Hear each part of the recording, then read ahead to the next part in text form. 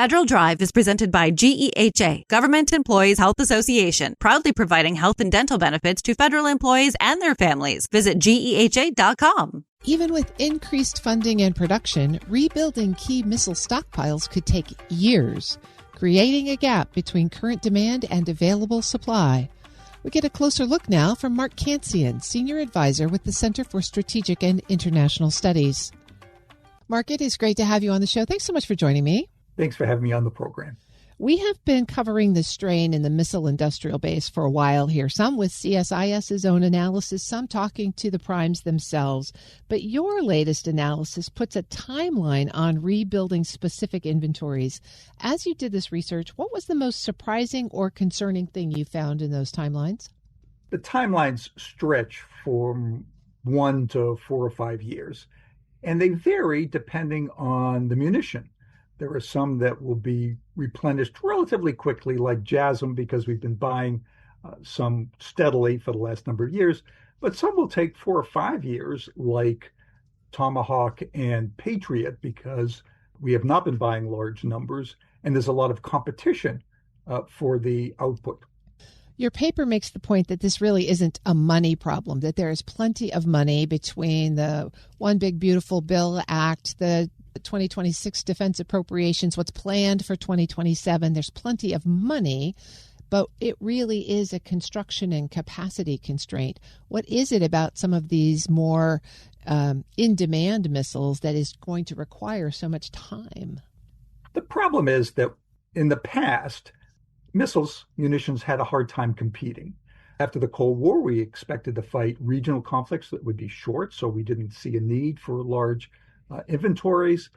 We structured the defense industrial base for efficient production at peacetime production levels. And then munitions never competed very effectively because the services would rather build platforms, which are going to be visible for 30 years, rather than munitions that would go into a storage bunker. So coming into the current period, we did not have large stockpiles. That thinking began to change with the war in Ukraine, where we saw that many inventories were exhausted supporting Ukraine. And then we've seen it again here with Iran. Now we're putting the money against those capabilities, but it just takes time to increase production capacity and for these missiles to be produced. Some of that capacity constraint comes from the supply chains. I mean, some of these missiles remind me of the old jokes about F-35s, that they had suppliers in all 50 states. And some of these missiles are the same. How do you expand such a complicated supply chain so quickly?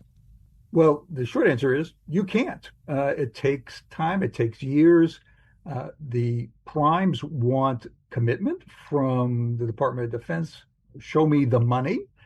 They don't want to build facilities that aren't going to be used, and getting that whole process going, from appropriation to the contract, then starting to build the capacity, that just takes time. Now, we've seen increases in production capability. Looking at Patriot, for example, we've gone from about 150 a year to 300 to 600, of which the U.S. gets about half. So there has been progress, but it takes time, years. Is this just a matter of going from an 8-hour production day to 24/7 production and trying to hire enough people to man the facility?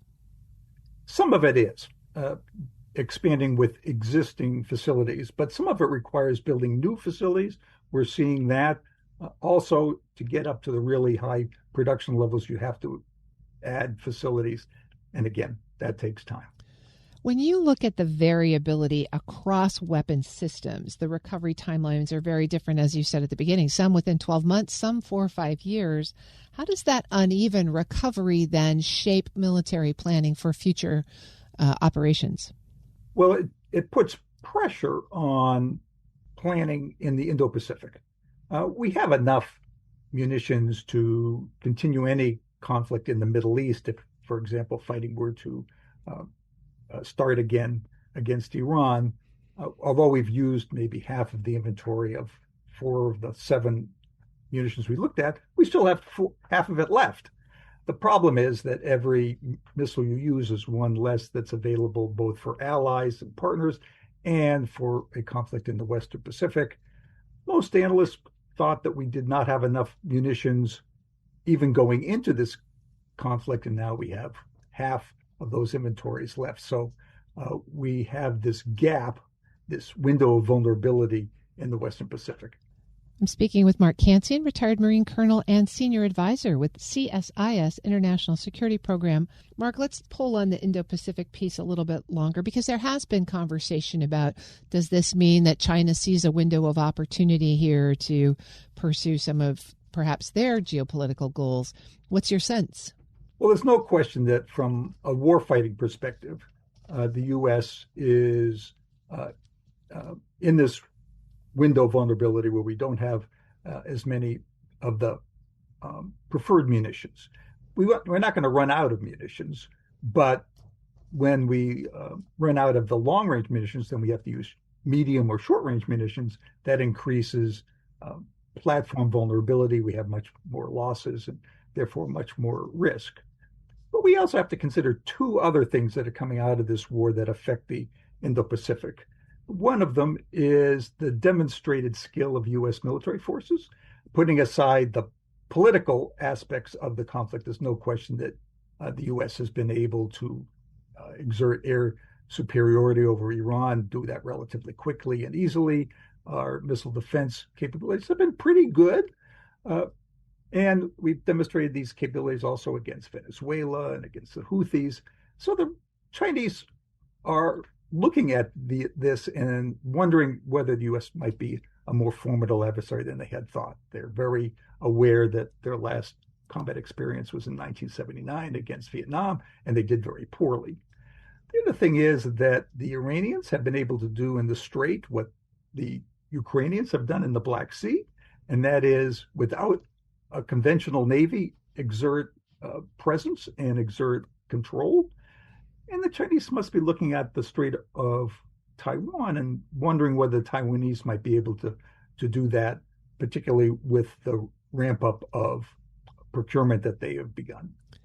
So that brings us back to stockpiles and capacity, I think.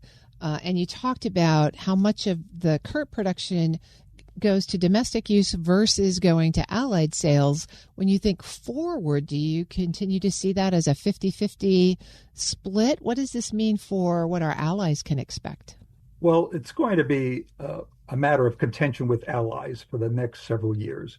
Looking at Patriot, for example, about half the production has been going to allies and partners, but there'll be a lot of pressure to put the United States at the front of the line. But that means that other countries like the Gulf states, who have exhausted their inventories, like the Ukrainians, who desperately need Patriots, will not be getting theirs. There are 18 countries that use Patriot, and there'll be competition among them to get the output. We're seeing the same thing with Tomahawk, for example. The Japanese have ordered 400.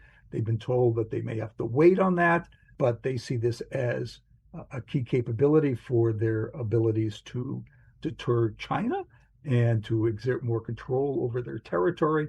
So we're going to see continuing tension. Now put yourself in the seat of one of the prime contractors for these missile systems.